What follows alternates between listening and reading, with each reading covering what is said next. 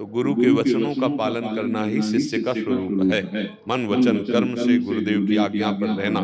पर एक होता है उपदेश कर देना और एक होता है हाथ पकड़ करके हाथ में दे देना, उसे सद्गुरु कहते हैं। उपदेश किया, आप पकड़ो ना पकड़ो, चलो ना चलो, तुम जानो तुम्हारा काम जानो। और एक ये नहीं होता कि तुम जानो तुम्हारा काम जानो, नहीं, पकड़ लिया, अब तुम्हें एन केन प्रकारेण भगवत प्राप्ति करना ही करना है, नहीं जी नहीं पाओगे, चैन नहीं मिलेगी।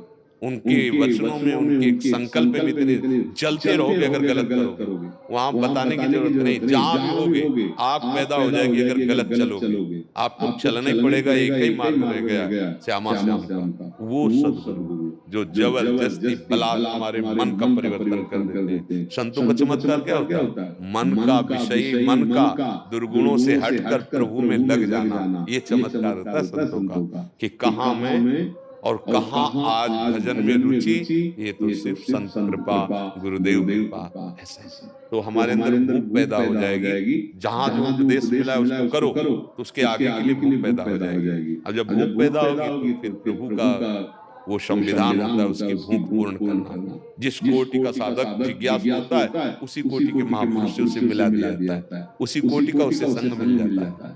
तो इसलिए निर्णय अपना है, गुरु के कहने मात्र से अगर उत्तम शिष्य है तो परमार्थ का प्रकाश हो जाएगा।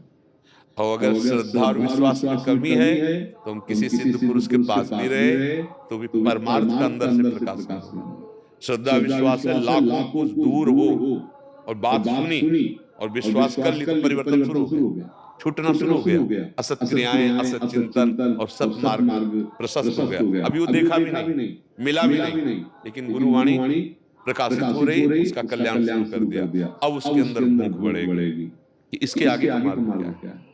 केवल छोड़ना पकड़ना ही नहीं, ऐसा विश्राम जो गोस्वामी जी कह रहे, पायो परम विश्राम राम समान प्रभु नाहि कहूं, वो विश्राम कैसे मिलेगा? तब खोज शुरू होती है, तब भगवान स्वयं जिनकी खोज कर रहे हो। बंदो गुरुपद कंज कृपा सिंधु नर रूप हरि, महामोह तम पुंज जासु वचन रवि कर निकर। महान मोह रूपी अंधकार का नाश करने के लिए जिनके वचन सूर्य के समान, वही भगवान नर रूप धारण कर गुरुदेव के रूप में हाथ पकड़ लेते हैं और फिर वो यात्रा प्रारंभ होती है जिसे अध्यात्म कहते हैं, वास्तविक नाम जप का फल है गुरुदेव की प्राप्ति। गुरुदेव की कृपा से जो नाम मंत्र मिलता है वो सभी स्वरूपासक्त लीला में प्रवेश कराता है। इसीलिए कहीं भी कितने भी बड़े महापुरुष जनों के भाव को देखो, किसी न किसी महापुरुष को आदर्श मानकर उनकी उपासना को स्वीकार करके ही सिद्धावस्था को प्राप्त हुई है। बाहर की बात अलग है, अंदर की यात्रा तभी प्रारंभ होती है जब गुरुदेव होते हैं।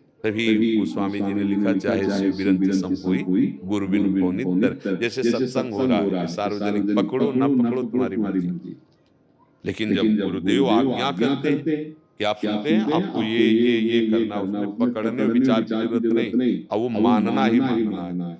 ये बात अधिकार पूर्वक कही जा सकती है तब जब अधिकार दे दिया जाता है, अपने जीवन का अधिकार कि अब जो ही कहें करें हम सोई आए इसलिए चले, ये होता है सम्मान। ये तो मेरे गुरुदेव भगवान है, अब तो कुछ नहीं, जो बोला वो हमें पालन ही करना है। अय मन न तेरी सुननी, न बुद्धि तेरी सुननी, न बाहर किसी की सलाह, अब तो वही जो कहा वही बस निकल गया, वो निकल गया मोह रूपी दलदल से, जासु कृपा सब धर्म मिट जाए।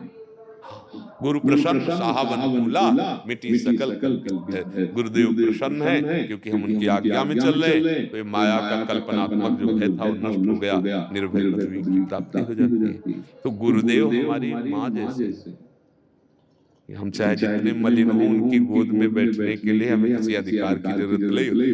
जब अपना गुरुदेव मान लिया जाता है ना, तो दूसरों के लिए कुछ भी हो, अपने को लगता है ना हमारे गुरुदेव की बात कर रहे हैं ना, हमारे मतलब जैसे हमारी माँ, हमारे गुरुदेव।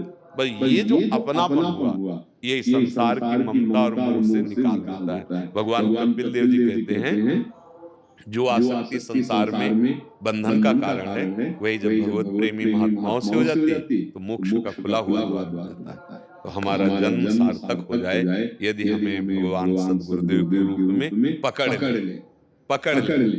हम तो चंचल बच्चे हैं, छुड़ा के भागने की भी कोशिश करेंगे।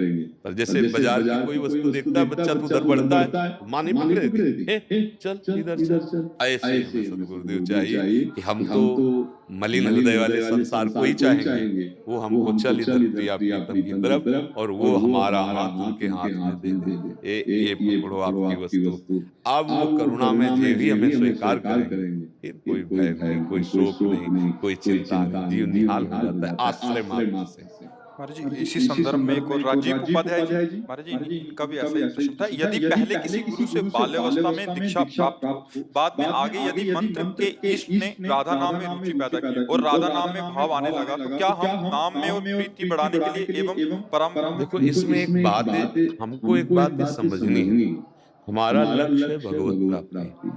गुरु 10-20 नहीं होते, एक तत्व होता है, वो हजार को हजार रूप धारण कर सकते हैं। जैसे दत्तात्रेय भगवान ने 24 गुरुओं का वर्णन किया, तो 24 गुरुओं का वर्णन नहीं किया, गुरु तत्व एक है और जगह जगह पर वो उपदेश देता पाया गया। अब बाण बनाने वाला बाण बना रहा है, राजा की सवारी निकल गई, आप अवधूत रूप में वहीं खड़े थे, तो एक सेवक आया राजकीय कर्मचारी, उसने पूछा, ए बाण बनाने वाले, महाराज की सवारी कितनी दूर गई? मुझे पता नहीं, पास में तो मार्ग के बाण बना रहा, और राजा की सवारी मतलब वो तो अपने राजकीय हिसाब से कि नगाड़े बज रहे हैं, शोरगुल हो रहा है, जय हो, तेरे को सुनाई नहीं दिया? उनका मैं सच्ची कहता हूँ, मेरी नोक पर ध्यान था, इसलिए मेरी श्रवणेंद्रिय इधर सुन ही नहीं पाई, मुझे कुछ पता नहीं, उसको गुरु माना। कि साधक की इतनी एकाग्रता होनी चाहिए अपने लक्ष्य पर, भगवत चिंतन पर, कि संसार का कोलाहल उसको विक्षेप न दे पाए।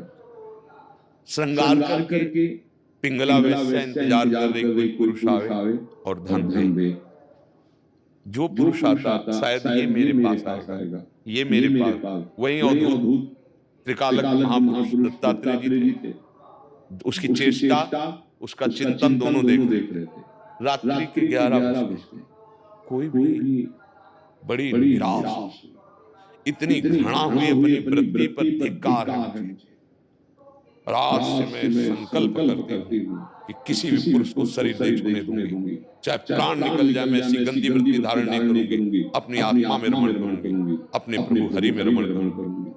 उसी समय उसे गुरु माना, उसकी वृत्ति को, पिंगला 24 गुरुओं में देखो, बाज जो है वो मांस का टुकड़ा लिए जा रहा था, कई बाज आए झपट पड़े, उसने मांस को छोड़ दिया, सारे बाज लड़के उसमें चले गए, बाज श्याम पक्षी को गुरु बनाया। उपासक ऐसे विषय को स्वीकार न करे जिसमें प्रपंच, अगर ऐसा विषय आ भी गया है और दिखाई दे रहा है कि हमारे भजन में विक्षेप, तो उसे छोड़ दे। जगह जगह वृत्ति को गुरु माना, इस वृत्ति को, इस वृत्ति, तो हमारा जहाँ भाव पुष्ट हो रहा है, मेरे गुरुदेव अब ये रूप धारण करके मुझे समझा रहे हैं, अखंड मंडलाकारम व्याप्त। गुरु तत्व में बदलाव नहीं हुआ, रूप में बदलाव, रूप बदल गया, और ये रूप परिवर्तनशील है, ये भी नहीं टिकेगा, पर गुरु टिकेगा। अगर आपको कोई प्रश्न रहेगा तो किसी रूप में गुरु उत्तर आके दे जाएगा, वो शास्त्र खुल जाएगा आपके सामने, वो बात आपके समझ या हृदय से स्फुरित हो जाएगा, या कोई महापुरुष बोलता हुआ नजर आएगा, अब ओ मेरे गुरुदेव यहाँ से उत्तर दे रहे हैं, पहचानना है मेरे गुरुदेव कौन से रूप में बोल रहे हैं। मेरे गुरुदेव बोले 2 गुरुदेव बना लिए, 3 बना लिए, नहीं, गुरुदेव एक ही है, वो कहीं से बोल सकते हैं, हर ऑफिस गुरुदेव की है, किसी भी ऑफिस में बैठ के बोल सकते हैं। अब बोलो क्या संशय, कोई अपराध नहीं, कोई हमारा भाव टूटा नहीं। जब हम द्वैत मानते हैं तो फिर परेशानी आती है, जब द्वैत नहीं मानते तो अब जैसे हमें गायत्री मंत्र मिला सबसे पहले, क्योंकि ब्रह्म ऋषियों के कुल में जल हुआ गायत्री अनुष्ठान, फिर हमको गुरु दीक्षा मिली, फिर महावाक्य मिला, फिर संन्यास मिला, आओ वो चैप्टर इधर बदला, इधर शरणागति, निज मन वैराग्य, उधर, तो फिर क्या है, तो बहुत बदल। नहीं, हम देखते जा रहे हैं कि वो हमको किस किस रूप में पकड़कर कहाँ विश्राम दे रहे हैं। अब पायो परम विश्राम, श्री राधा जुग चरण निवास, जस वर्णो हरिवंश मिला। अब हमारे मन में थोड़ा कि बहुत गुरु बना लिए क्या, नहीं नहीं, वे गुरु जिसने पकड़ा था वो जगह जगह पर अपने रूप को प्रकाशित करके पकड़ता गया और आगे बढ़ाता चला गया, और जहां आए वो गुरु ही था, दूसरा नहीं। इष्ट कौन है? गुरु ही तो है ना। नर रूप हरि, जो हम समझ रहे थे कि ये हमको उनसे मिला देंगे, और जब मिलते हैं तो पता चला जो मिलाने वाले थे वही मिले और कोई नहीं, वही थे, दूसरा कोई था नहीं। गुरु साक्षात परब्रह्म तस्मै श्री गुरुवे नमः। आशीर्वाद दें तुमको।